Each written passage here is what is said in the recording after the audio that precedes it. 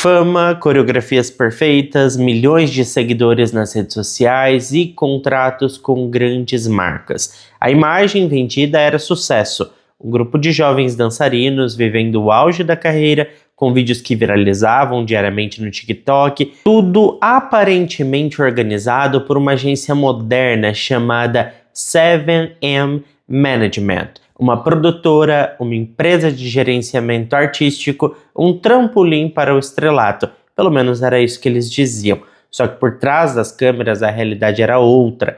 Esses jovens estavam sendo controlados por uma estrutura invisível, silenciosa e muito, mas muito perigosa. Eles eram monitorados, isolados das suas famílias, forçados a entregar todo o dinheiro que ganhavam e nos bastidores eram ensinados que questionar qualquer ordem era o mesmo que se rebelar contra Deus. A verdade é que a 7M não nasceu como uma agência. Ela nasceu como uma igreja, ou melhor, como uma seita.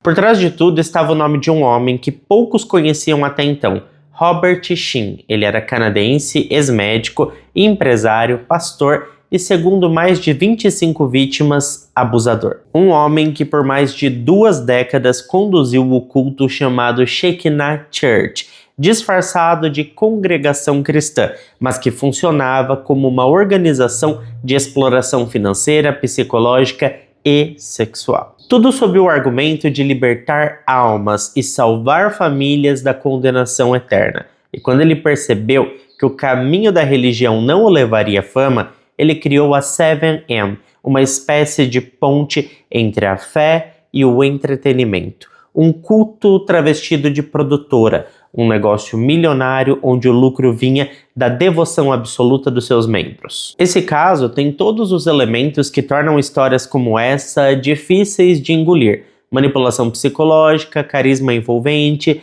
desintegração familiar, lavagem cerebral, enriquecimento ilícito e um histórico obscuro de abusos, que a Netflix tocou bem de leve no documentário Dançando para o Diabo, mas que agora você vai ver aqui comigo os detalhes. Essa é a história completa, sem cortes, sem suavizações e com tudo que foi deixado de fora da série. A partir de agora nós vamos voltar no tempo e entender onde tudo começou. Robert Sheen não é o tipo de líder que gosta de estar nos holofotes. Enquanto outros pastores televisivos e gurus espirituais acumulam entrevistas, vídeos e biografias polêmicas, o Robert sempre fez questão de se manter à sombra. Até hoje ninguém sabe ao certo onde ele nasceu, nem quando e nem muito sobre a sua vida. O que se sabe é que ele cresceu no Canadá, se formou na Universidade de Toronto e chegou a atuar como médico por um período. Depois disso, ele desapareceu do mapa público e reapareceu já casado com sua segunda esposa, se apresentando como o único homem verdadeiro de Deus na Terra. A virada aconteceu em 1994, segundo ele mesmo, foi nesse ano que ele viu a luz da glória de Deus. Na prática, isso significou romper com a primeira esposa, abandonar a medicina e se reinventar como líder espiritual, junto com a nova esposa Esther, chamada entre os seguidores de a primeira mulher de Deus. O Robert ele se mudou para Los Angeles e fundou a Shekinah Church, uma igreja pequena e pouco notada na periferia religiosa da cidade, mas o nome escolhido já carregava um peso simbólico. Shekinah, pessoal, vem do hebraico e significa a manifestação visível da presença de Deus. Era como se ele já estivesse se colocando como uma encarnação dessa presença e, no fundo, era exatamente isso que ele acreditava e queria que as pessoas acreditassem. Nos primeiros anos, a Shekinah parecia uma comunidade inofensiva, reunia imigrantes coreanos em cultos conduzidos em seu idioma nativo, oferecia comida tradicional, apoio espiritual e um senso de pertencimento. Muitos dos primeiros membros eram pessoas solitárias que haviam deixado suas famílias para tentar a vida em outro país. E ali, dentro da igreja, encontravam laços, rotina e direção. Mas essa sensação de acolhimento era só na porta de entrada. Com o passar dos anos, o discurso do Robert começou a se intensificar. Ele passou a dizer que as pessoas precisavam morrer para si mesmas, ou seja, abrir mão dos seus desejos, dos seus pertences e principalmente dos laços afetivos. Amigos, parceiros, filhos, pais, e tudo isso precisava ser colocado de lado em nome da purificação espiritual. A única forma de salvar a alma de alguém, segundo o Robert. Ele dizia que para se tornar uma pessoa pura de verdade, essa pessoa precisava se desligar completamente da própria identidade e se entregar por inteiro à missão da igreja. E como toda boa seita, essa entrega vinha com regras rígidas. Quem demonstrasse dúvidas ou tentasse sair era acusado de estar sendo manipulado por forças malignas. Quem mantivesse vínculos com pessoas do mundo era ameaçado com visões apocalípticas de sofrimento eterno e punição. E quem tentasse resistir era punido, às vezes de forma pública, às vezes em silêncio, mas sempre com violência emocional e, em alguns casos, física. Nessa fase, o Robert começou a estruturar a Shekinah como uma hierarquia fechada. No topo, ele próprio, abaixo, a mulher de Deus, título ocupado por sua esposa Esther, e depois passado para outras, como veremos mais adiante as outras pessoas que fazem parte dessa hierarquia. E depois dessa cadeia de comandos, mentores, homens e mulheres que intermediavam o contato dos fiéis com o pastor, faziam a parte ali mesmo que braçal, digamos assim, mais do que administrativa, lidava mesmo com o público, sabe? E mesmo essas pessoas fazendo ali parte meio que dessa hierarquia, ninguém podia falar com o Robert diretamente. Se alguém tivesse um pensamento suspeito, deveria contar para o mentor. Se alguém estivesse fraquejando na fé, o mentor tinha o dever de relatar, e aos poucos a igreja se transformou numa rede de espionagem interna. Mas o que parecia só fanatismo religioso escondia algo muito mais ambicioso. O Robert nunca quis apenas comandar uma igreja. O seu objetivo era dominar os 7 pilares da sociedade. Um conceito originado na doutrina conhecida como Seven Mountains Mandate. Essa doutrina, surgida nos Estados Unidos nos meados dos anos 70 e revivida nas décadas seguintes, prega que os cristãos devem conquistar 7 esferas sociais para preparar o mundo para a volta de Jesus: religião, família, educação, governo, mídia, artes e entretenimento e economia. A ideia é que se os homens de Deus ocuparem essas montanhas, eles poderão influenciar a sociedade de dentro e limpar o mundo dos pecados modernos. O Robert nunca admitiu publicamente seguir essa ideologia, mas ele criou empresas com nomes baseados nisso, como a Seventh Millennium, que falava abertamente sobre conquistar o entretenimento para Cristo, e dizia em seus sermões que a fama e o dinheiro eram bênçãos dadas por Deus a quem fosse fiel. E é bem aqui que essa história começa a ganhar outro contorno, porque a partir do momento em que o Robert começa a pensar em fama, influência e dinheiro, a Shekinah deixa de ser só uma igreja e vira uma máquina de poder. Enquanto a Shekinah crescia em número de fiéis, o Robert Sheen começava a entender que não era apenas um líder espiritual, ele era de fato um controlador de destinos. E poucos perceberam isso antes que fosse tarde demais. Nos bastidores da igreja, ele arquitetou um sistema de vigilância, obediência e submissão.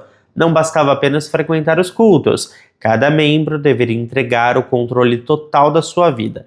Rotinas, decisões, relacionamentos e principalmente, é óbvio, as finanças. Tudo com aquela justificativa de que morrer para si mesmo era o único caminho para a salvação eterna. Então assim, entrega tudo para a igreja, entrega lá que essa é a salvação. E para garantir essa entrega, o Robert implementou uma hierarquia piramidal. A gente falou um pouquinho lá atrás sobre essa hierarquia em questão de funções, só que ela existia também na função de entregas. Quanto mais alta a pessoa fosse, mais ela tinha que entregar, exceto, é óbvio, ele, que era basicamente o manda-chuva da pirâmide, e a sua esposa, que estava abaixo dele. O resto Quanto mais alto, mais tinha que entregar. Só que não era só isso, tá? Os membros, eles eram instruídos a reportar também qualquer pensamento que surgisse em suas mentes, literalmente qualquer coisa. O Robert dizia que todas as ideias vinham de duas fontes,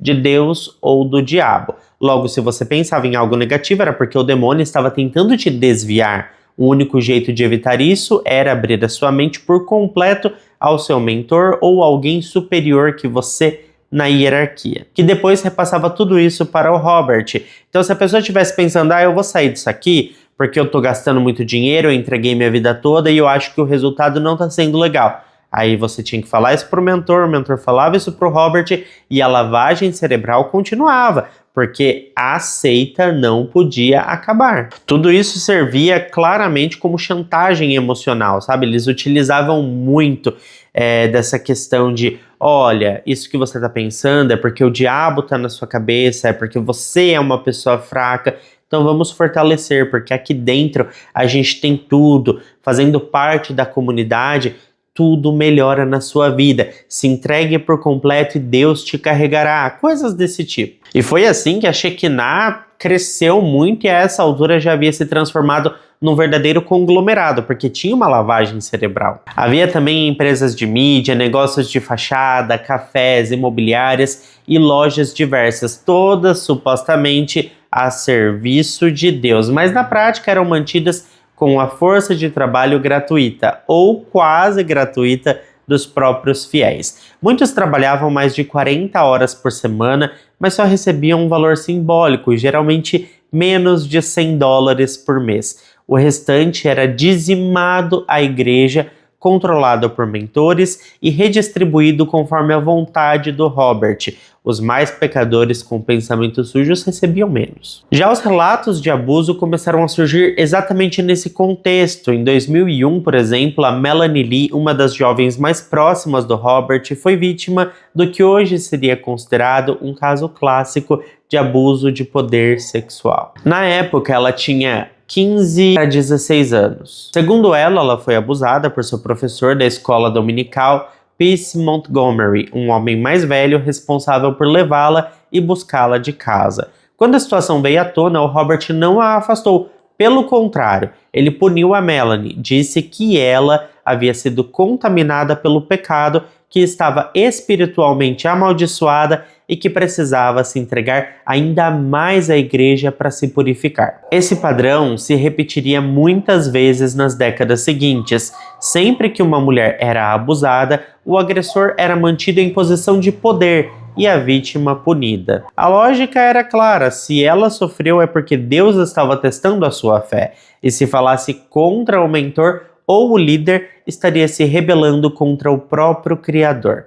Nesse cenário surge um outro nome importante, a Priscilla Lee, irmã da Melanie. A Priscilla, assim como a sua irmã, foi lentamente absorvida pela estrutura de poder da Shekinah. Primeiro como membro comum, depois como uma das peças centrais do império financeiro criado pelo Robert, e ela trabalhou em diversas empresas do grupo. Foi forçada a entregar todos os seus bens pessoais, carro, bolsas, joias, e mais tarde forçada a realizar serviços domésticos, cozinhar, fazer sucos, atender clientes e realizar tarefas humilhantes para a esposa do Robert.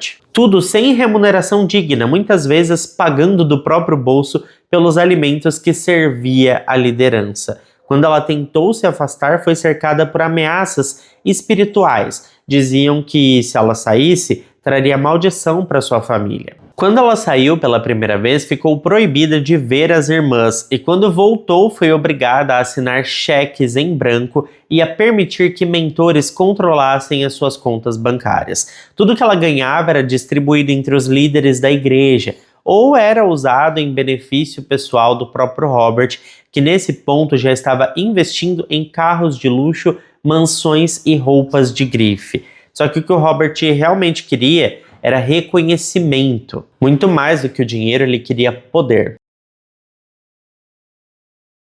Robert Sheen nunca quis ser apenas um pastor. Desde os primeiros dias da Shekinah Church, ele demonstrava algo incomum entre líderes religiosos tradicionais: o desejo explícito de ser famoso. de ter reconhecimento, de ser aplaudido, de ter o seu nome ligado ao entretenimento. Enquanto seus seguidores trabalhavam longas jornadas em troca de quase nada, o Robert mirava mais alto. Ele queria Hollywood e tentou de tudo para chegar lá. Ainda nos anos 2000, ele criou um programa de TV chamado The Millionaires Club, exibido em um canal de acesso público, aqueles que praticamente qualquer pessoa pode pagar para transmitir conteúdo. O programa era amador, mal produzido e assistido principalmente pelos próprios membros da Shekinah, que eram obrigados a acompanhar os episódios durante os cultos. Mas o nome já deixava claro qual era o foco: dinheiro. A mensagem principal do programa era simples: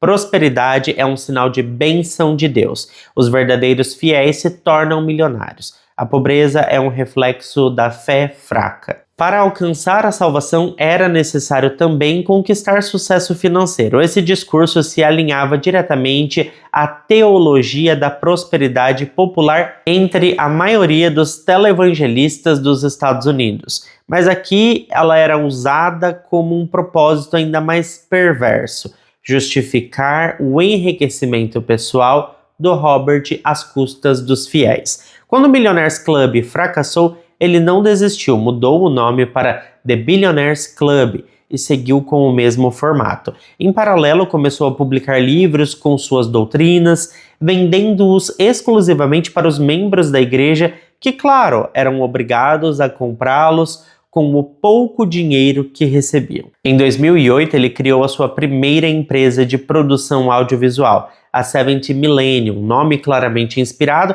na doutrina das 7 montanhas, como eu disse para vocês. E o objetivo era produzir filmes, videoclipes e séries que espalhassem a palavra de Deus, mas na prática tudo era voltado para promover a sua própria imagem e colocar familiares em destaque. Quando essa empresa foi dissolvida, surgiu a Imaginating Pictures, outra tentativa de se infiltrar no mercado do entretenimento. O primeiro curta-metragem lançado pela produtora se chamava Angry Asian Man, e ninguém de fora da igreja ouviu falar desse curta, porque foi simplesmente esquecido. Depois vieram outros projetos igualmente esquecíveis, como por exemplo o longa Abduct, uma cópia bem mal feita de Taken e Random Encounters. Um romance estrelado por ninguém mais, ninguém menos que a Meghan Markle, antes dela se casar com o príncipe Harry e ficar muito famosa mundialmente. O Robert ele ficou obcecado com isso, mesmo sem qualquer relação direta com o sucesso posterior da atriz. Porque só por ela ter participado ali de um filme que ele fez, ele começou a dizer em cultos que ele havia sido responsável por lançar a Meghan. Em um de seus sermões, que mais tarde foi apagado da internet, ele teria dito que foi a sua produtora que levou a Meghan ao estrelato, que graças à sua bênção ela chegou à família real. Para ele aquilo era uma confirmação divina. O seu nome agora estava associado à realeza. Mas a verdade era outra: os seus filmes não davam lucro, os seus projetos não emplacavam e mesmo com milhões de dólares desviados da igreja, o reconhecimento não vinha. Foi então que ele mudou a estratégia. Enquanto os vídeos da Shekinah caíam no esquecimento, uma nova onda cultural surgia, o TikTok, e com ele a explosão de coreografias, danças e conteúdos virais. Para o Robert era a porta perfeita para voltar à cena e dessa vez com uma roupagem nova. Ao invés de falar diretamente sobre Deus, ele falaria através da dança. Ele começou recrutando dançarinos. Primeiro Crumpers, um estilo de dança urbano intenso, muitas vezes associado à fé e espiritualidade. E vários desses artistas tinham um histórico religioso, mas estavam frustrados com o mercado de trabalho em Los Angeles, porque viver da dança era difícil. Muitos dormiam em carros, estavam endividados ou se sentiam perdidos. O Robert então ofereceu tudo o que eles não tinham: estabilidade, gravações profissionais, um espaço para treinar, vídeos de alta qualidade e uma comunidade espiritual onde seriam valorizados. Ele se apresentou como um homem de fé, com uma nova visão, unir arte e devoção. Ao lado do filho, Isaiah Shin, videomaker e aspirante a diretor, ele criou uma nova empresa, a 7M Management. Oficialmente era uma agência de talentos. Na prática, era uma extensão da Shekinah. Os dançarinos mais talentosos passaram a ser filmados por Isaiah e postados no TikTok. Os vídeos tinham uma estética retrô, trilhas sonoras dos anos 50 e 60, roupas estilosas e ambientações cuidadosamente planejadas. E era um sucesso. Os números explodiram. Em pouco tempo, os perfis da 7am acumulavam milhões de seguidores, vídeos com muitas visualizações mesmo, e consequentemente contratos publicitários milionários, presença em comerciais, programas de TV e eventos internacionais. Os artistas se tornaram celebridades digitais. Mas o público não sabia que por trás da performance havia controle.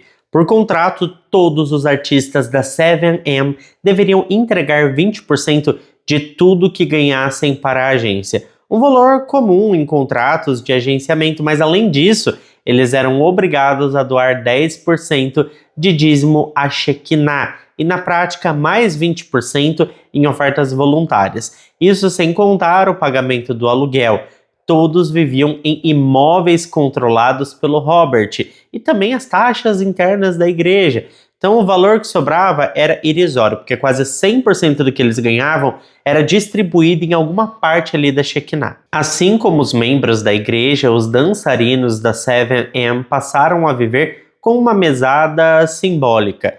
Alguns recebiam $40 por semana, mesmo fazendo comerciais para grandes marcas e se apresentando em palcos internacionais. Mesmo com tudo isso, eles mal conseguiam comprar comida. Mais uma vez, o Robert havia conseguido transformar fé em lucro e dessa vez com alcance global. Mas o mais cruel é que, diferente do que acontecia nos anos 2000, agora ele tinha algo ainda mais valioso do que dinheiro: atenção.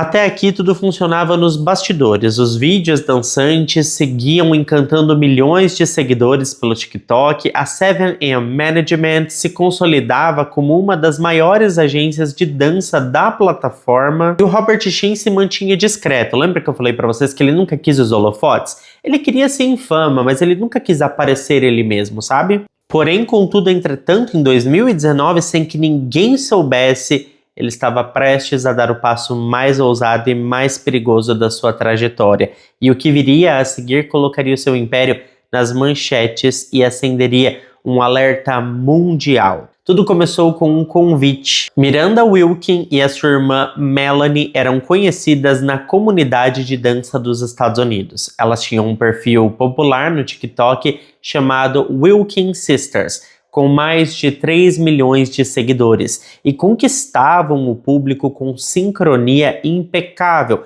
e um carisma natural. Elas eram naturais de Michigan e elas vieram de uma família tradicional, unida e muito afetuosa. Os pais, a Kelly e o Dean, eram professores e faziam de tudo para apoiar as filhas, mesmo sem muito dinheiro. Desde cedo a Miranda era um modelo a ser seguido, a Melanie, a irmã caçula, dizia que queria ser como ela em tudo. E em 2019 a Miranda recebeu uma mensagem direta no Instagram de um dançarino chamado James. O seu arroba era Bidesh e ele era famoso no circuito de crumping. Ele elogiou o trabalho da menina e sugeriu uma colaboração, uma parceria. E logo depois do primeiro vídeo, os dois começaram a namorar e a Miranda foi se aproximando não só dele, mas do grupo com quem ele andava. Jovens dançarinos filmados por um videomaker talentoso chamado Isaiah Sheen, filho do pastor Robert Sheen. Aos poucos, a Miranda foi sendo inserida nos bastidores da 7am. Primeiro vieram os ensaios, depois os jantares, em seguida as sessões de oração, os cultos discretos, as conversas sobre salvação e o reforço constante de que a sua carreira só cresceria se ela estivesse conectada com os propósitos de Deus. Quando se deu conta, Miranda já não fazia mais parte do canal com a sua irmã. Ela estava morando com o James, sendo gerenciada pela 7am e frequentando os eventos da Shekinah. A partir dali, todos os aspectos da sua vida agora passavam pelas mãos do Robert. e do lado de fora sua família começou a perceber mudanças. A Miranda parou de atender ligações, ignorava mensagens, dizia que estava ocupada demais com projetos, mas o ponto de ruptura aconteceu em 2021, quando o avô das irmãs faleceu. A Miranda havia comprado a passagem para o funeral, estava com tudo pronto para embarcar, mas no dia da viagem ela ligou dizendo que havia contraído Covid-19 e que não poderia ir. A Melanie, desconfiada, embarcou sozinha no avião e percebeu que a poltrona ao lado, que seria da Miranda, estava vazia. Mais tarde ela descobriu que a irmã sequer havia ido ao hospital se despedir do avô, mesmo tendo sido criada por ele como se fosse sua filha e não só sua neta. A desculpa da doença era apenas a pontinha ali do iceberg. Foi a partir desse episódio que a família Wilkin passou a temer o pior. Eles não sabiam ainda o que era a Shekinah, não conheciam o Robert Sheen, não sabiam os detalhes da 7M, mas sabiam que algo estava acontecendo e que algo estava errado. E com base nisso, tomaram uma decisão drástica, eles iriam expor tudo. Em fevereiro de 2022, a Kelly e o Dean, junto com a Melanie, fizeram uma live pública no Instagram. Foi um apelo emocionado e direto. Eles não usavam termos como seita de imediato, mas o recado era claro. A Miranda estava sendo controlada, manipulada, afastada da família e cercada por pessoas que estavam usando o nome de Deus para aprisioná-la. A live ficou salva e o vídeo viralizou, a internet explodiu. Em poucos dias, veículos como a Rolling Stone, Los Angeles Times, Vice e The Cut publicaram matérias destrinchando tudo, detalhando sobre os detalhes da 7M. Influenciadores começaram a investigar os bastidores da empresa, ex-membros da Shekinah começaram a se pronunciar e aos poucos as peças começaram a se encaixar. A agência que viralizava com vídeos de dança era na verdade a nova fachada de um culto com mais de 2 décadas de denúncias. O Robert pela primeira vez sentiu o cerco apertar. Ele orientou os membros a evitarem contato com a imprensa, ordenou que os perfis públicos de alguns dançarinos fossem trancados ou apagados, determinou que os cultos presenciais fossem suspensos, disse em pregações privadas que a batalha espiritual havia começado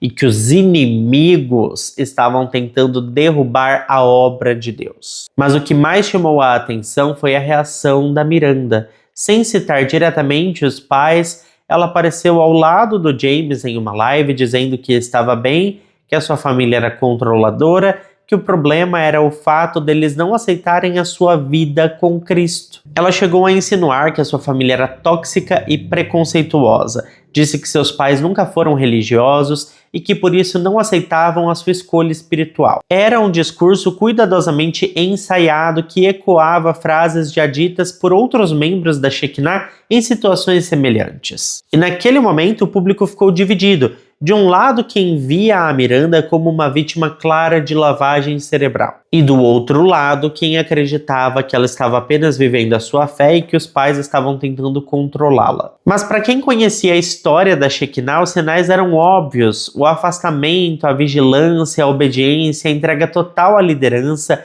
a ruptura familiar e o discurso padronizado, tudo batia com o que outras vítimas haviam relatado anos e anos antes. A exposição trouxe consequências diretas. Dançarinos começaram a sair da 7M, alguns romperam contratos, outros se mudaram de estado. Em entrevistas relataram que não podiam escolher suas músicas, nem suas roupas, nem os roteiros dos vídeos, nada. Tudo era decidido pelo Isaiah e pelo Robert. A estética dos vídeos, que parecia criativa e nostálgica, era na verdade uma forma de padronizar os conteúdos e evitar distrações mundanas. Tudo era controlado e a essa altura o império do Robert começava a ruir. Enquanto os holofotes da internet estavam voltados para os dançarinos do TikTok e as polêmicas envolvendo a família Wilkin, uma camada ainda mais profunda e obscura da Shekinah Church seguia escondida. Era ali, longe das câmeras e dos vídeos virais, que o Robert Sheen exercia o tipo mais brutal de poder, aquele que não apenas controla o corpo e o dinheiro dos fiéis, mas também invade a psique, manipula a culpa, distorce a fé e anula completamente a vontade de viver. E para entender isso, é preciso voltar ao caso da Priscilla Lee, que aconteceu nos anos 2000. Bom, nos anos 2000, a Priscilla já era uma das peças centrais do império do Robert. Ela trabalhava em 2 empresas controladas pela igreja, acordava às 6 da manhã todos os dias da semana, inclusive aos domingos, e recebia um salário simbólico. Todo o dinheiro era transferido automaticamente para contas geridas por mentores, e cada despesa precisava ser justificada com antecedência. Um doce, um lanche, uma corrida de táxi, qualquer coisa precisava ser autorizada, caso contrário, era considerada fraqueza espiritual ou rebeldia. Mas o controle financeiro era apenas ali a superfície. A Priscilla era constantemente vigiada, fisicamente e emocionalmente. Cada pensamento que tivesse devia ser compartilhado com a sua mentora. Tudo que passava pela cabeça da menina precisava ser exposto, por mais pessoal que fosse. Ela precisava dizer tudo que passava pela sua cabeça. O controle era tão absoluto, que ela precisava de permissão para banho, permissão para escovar os dentes, permissão para tudo. Qualquer coisa que ela fizesse sem permissão era punido. E tudo era documentado. Qualquer demonstração de resistência era punido com tarefas humilhantes, desde limpar o banheiro da igreja até ser forçada a assistir os seus próprios erros sendo lidos em voz alta durante os cultos. Vocês têm noção que durante os cultos a pessoa ia lá, hoje nós vamos falar dos erros da Priscilla. A Priscilla escovou o dente na hora errada, a Priscilla tomou banho na hora errada, a Priscilla comeu um doce sem permissão, a Priscilla usou o dinheiro sem permissão, ou a Priscilla escondeu o dinheiro, porque assim, qualquer coisa que ela fizesse, ela trabalhava lá para a igreja em 2 empregos, em 2 empresas da igreja. Esse dinheiro ficava confiscado e ela ia recebendo só porque fosse necessário. Às vezes tinha algumas pessoas que faziam alguns trabalhos por fora, e esse dinheiro tinha que ser dado para a igreja, porque se essa pessoa escondesse esse dinheiro, essa pessoa estava pecando. E se isso acontecesse, apareceria no culto, seria discutido no culto. A pessoa ia lá na frente, olha a Priscilla que feio, pecadora, ela está dominada pelo mal, ela pegou $5 e comprou, sei lá, um salgadinho, pecadora, o mal está dominando a cabeça dela. Era isso, pessoal, era esse nível, era humilhação constante, dominação e constrangimento público. O que parecia doutrina para muita gente simplesmente era submissão, e o que vinha depois era abuso. Em 2009, segundo a Priscilla, o Robert Sheen começou a invadir a sua vida íntima de forma direta. Primeiro com visitas à sua casa, sob o pretexto de mentorá-la espiritualmente. Depois com pedidos de mensagens terapêuticas que envolviam toques cada vez mais invasivos. Em determinado momento, os encontros evoluíram para atos sexuais forçados. O Robert dizia que ela estava sendo purificada pelo divino, que Deus havia revelado que ela era uma das escolhidas, que o sofrimento dela era um preço necessário para redimir os seus pecados e os pecados da sua família. Vocês têm noção do quão bizarro é isso? O cara simplesmente ia pra cama com ela, dizendo que estava purificando aquela mulher e dizendo que ela precisava se sujeitar a isso para purificar os pecados da sua família. Durante mais de 1 ano, os encontros aconteceram semanalmente, sempre às terças-feiras, sempre em horários nos quais a esposa do Robert não estaria por perto. Em alguns casos, a Priscilla era levada para dentro dos escritórios da igreja, trancada em salas vazias e obrigada a manter relações enquanto era avaliada espiritualmente. Ele estava ali avaliando ela, avaliando daquele jeito, avaliando. Sei, que avaliação é essa, né, meu Deus? E depois que o ato terminava, ela era orientada a voltar para o trabalho e fingir normalidade. Ela nunca consentiu com isso, mas também nunca resistiu, porque segundo ela mesma, não havia como resistir. O Robert controlava tudo, sua casa, seu emprego, suas finanças, sua vida social, sua identidade.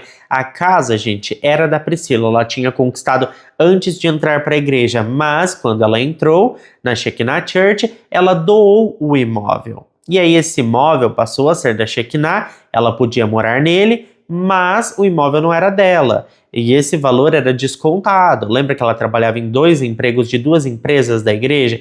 Então, o salário dela era utilizado para pagar o aluguel da casa que era dela, que ela foi obrigada a doar para a igreja. Vocês estão entendendo o nível do negócio? Era muita manipulação. O Robert fazia com que ela acreditasse que se negasse os atos que ele queria fazer com ela, estaria selando a sua condenação eterna, que a sua alma estaria perdida, que a das suas irmãs também estaria, que o mundo inteiro cairia sobre ela e a sua única chance de salvação era obedecer. Enquanto isso, a esposa do Robert, ela sabia de tudo, ela não participava, ela não queria estar por perto, mas ela sabia e permitia. Em um dos relatos mais chocantes, a Priscila conta que a Shirley, ao invés de confrontar o marido, começou a nutrir ciúmes, passou a punir a Priscila com tarefas cada vez mais pesadas, a exigir que ela cozinhasse refeições específicas, que preparasse sucos com ingredientes importados, que decorasse ambientes da igreja com flores compradas do próprio bolso. A Shirley queria mostrar para Priscila que ela também estava no comando, ou seja, a Priscila era abusada pelo Robert e era basicamente escravizada pela Shirley, mulher do Robert. Então olha a situação que essa mulher estava. Só que o pior ainda estava por vir, porque quando a Priscila tentou resistir aos encontros com o Robert, ela foi forçada a se casar com um homem chamado Luke, um zelador da igreja, considerado por muitos como alguém mentalmente instável e dependente de pornografia. O Robert dizia que o casamento era profético, uma ordem divina. A Priscila recusou, disse que estava doente, alegou estar com uma infecção, disse que não podia ter relações, mesmo assim foi obrigada a se despir em frente ao Robert e a Shirley, que examinaram a sua genitália para verificar se ela estava dizendo a verdade. Eles queriam saber se tinha algum corrimento ou coisa do tipo. E quando perceberam que era mentira, ela foi violentada. E o ciclo recomeçou. Até que em 2020, no auge da pandemia, a situação escalou de forma ainda mais cruel. A Priscila ficou confinada com membros da Shekinah em uma das casas da igreja. Um dos colegas de quarto, supostamente sob o efeito de entorpecentes, tentou atacá-la durante a madrugada, atacá-la de forma íntima. Ela relatou o caso e a resposta da liderança foi silêncio. No mesmo período, Robert começou a exigir que todos os membros solicitassem auxílio financeiro emergencial do governo americano. O dinheiro recebido por meio de empréstimos e programas de alívio à Covid-19 deveria ser integralmente repassado à igreja. Muitos, inclusive a Priscila, foram forçados a simular empresas para conseguir os valores. Tudo, segundo ele, era obra de Deus. E mais, quando a vacina foi liberada, o Robert ordenou que nenhum membro tomasse. No lugar disso, ele organizou uma consulta coletiva com um médico que era ali cúmplice dele. E esse médico aplicava água no braço dos fiéis e emitia certificados falsos. Isso era basicamente a visão moderna do fanatismo. Na verdade, eu nem sei se era fanatismo, porque eu acho que essas pessoas estavam tão quebradas por dentro que elas não eram mais fanáticas religiosas e aceitavam tudo aquilo porque acreditavam em tudo aquilo, mas sim porque elas eram manipuladas. Em 2022, a Priscila chegou ao limite. Depois de um surto de agressividade da Hannah, a nova esposa do Robert, ela acabou apanhando bastante dentro de casa. Foram chutes, tapas, gritos, agressões físicas e morais. A Hannah dizia que a Priscila era impura, não merecia ser amada e ninguém deveria gostar dela. Gente, essa mulher apanhou por mais de 1 hora. O Robert assistiu e não fez nada. A partir dali, a Priscila fugiu, sozinha, sem dinheiro, sem documentos, sem apoio, com traumas psicológicos profundos e com uma certeza: ela precisava destruir aquele homem. E foi aí que ela reencontrou a sua irmã, a Melanie Lee, que também havia fugido da Shekinah. Juntas, elas começaram a recolher documentos, prints, áudios, vídeos e depoimentos, e começaram a montar um processo judicial, o processo mais importante da história da Shekinah Church. Durante mais de 2 décadas, o Robert Sheen operou na escuridão, manipulou mentes, desviou dinheiro, encobriu abusos, destruiu famílias e transformou a fé de centenas de pessoas em uma ferramenta de controle. Mas no início de 2023, o cerco finalmente começou a fechar. A responsável por isso foi a Priscila Lee. Depois dela fugir da Shekinah, ela não apenas sobreviveu, como passou a se movimentar. Retomou contato com ex-membros, conversou com familiares de dançarinos, cruzou documentos, recuperou registros bancários, comparou contratos e procurou advogados. Ela sabia que sozinha não venceria o Robert, mas ela precisava, porque ela não queria que ninguém passasse pelo que passou. Então ela começou a unir todas as vozes que haviam sido silenciadas. Talvez com isso fosse possível derrubar o império do Robert, e foi exatamente o que ela fez. No dia 3 de março de 2023, foi protocolado um processo coletivo com 78 páginas e 58 acusações formais contra o Robert Sheen, a Shekinah Church e a 7am Management. Entre os crimes listados estavam tráfico humano, abuso, extorsão, concusão financeira, agressão física, trabalho forçado, fraude bancária, ocultação de bens, coerção religiosa, lavagem de dinheiro, violência dos direitos civis, violação dos direitos civis, formação de quadrilha para fins ilícitos, falsidade ideológica, abuso psicológico e espiritual, e no total 27 pessoas se uniram ao processo. Entre elas estavam ex-membros da Shekinah, ex-dançarinas da 7am, profissionais da área criativa que haviam sido aliciados para trabalhar nas empresas do Robert e ex-funcionários que haviam testemunhado de perto as ordens da liderança. O processo incluía ainda um anexo de 122 páginas redigido pela Melanie Lee, irmã da Priscilla, contendo documentos internos, relatos inéditos, cópias de cheques, capturas de tela de transferências e até transcrições de sermões. Era uma bomba jurídica e o Robert sabia disso.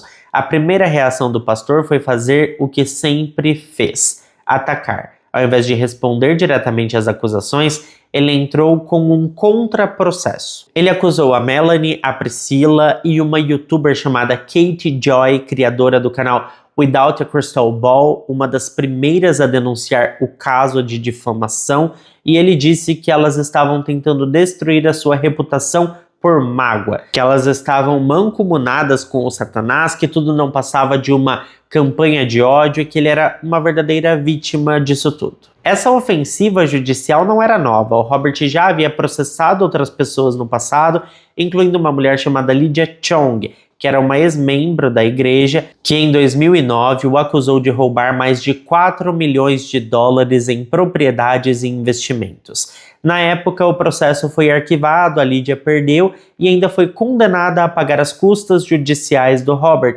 algo que ele usava como exemplo em seus cultos para mostrar que Deus o protegia. Mas agora o cenário era outro. Diferente de 2009, a Shekinah não era mais invisível. A 7am tinha se tornado uma marca mundial. O nome do Robert circulava entre influenciadores, jornalistas e ex-membros do show business. Havia pressão pública, havia provas e havia vítimas com nome, rosto e histórico muito bem documentado. Era o momento perfeito para expor tudo, mas aí entrou um elemento inesperado: a Netflix. Em 2022, uma produtora independente começou a reunir os depoimentos que viriam a compor a série Dancing for the Devil, The 7am TikTok Cult, no Brasil chamada como Dançando para o Diabo. O projeto prometia revelar os bastidores da agência, os abusos nos bastidores e a estrutura da Shekinah. As irmãs Wilkins toparam participar, alguns ex-dançarinos também.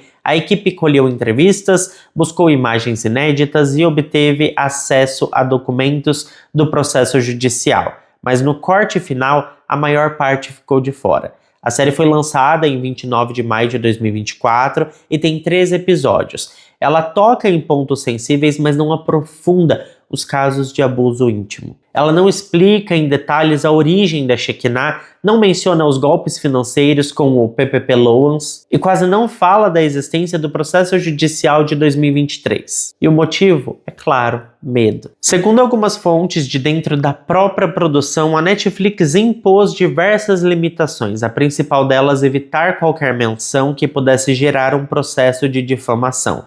O Robert Sheen, como se sabe, é agressivamente litigioso, já havia processado outros criadores de conteúdo e a plataforma não queria correr o risco de ser obrigada a remover a série do ar ou arcar com uma disputa milionária nos tribunais. O resultado, pessoal, foi um documentário visualmente atraente, com um apelo emocional, mas que apresenta apenas a superfície da história. Quem assiste entende que a Miranda Wilkin foi afastada da família, mas não entende como a estrutura da igreja a aprisiona, nem toda essa manipulação. Dá para perceber que os dançarinos viviam com pouco dinheiro, mas não mostra que haviam contratos abusivos, lavagem de dinheiro e falsas declarações fiscais, porque eles recebiam muita grana, só que essa grana não ia para eles. Assistindo a série, dá para sentir que o Robert é um homem estranho, mas não dá para ter ideia do que ele realmente é, de que ele responde por crimes dignos de prisão perpétua. Muitas vítimas se sentiram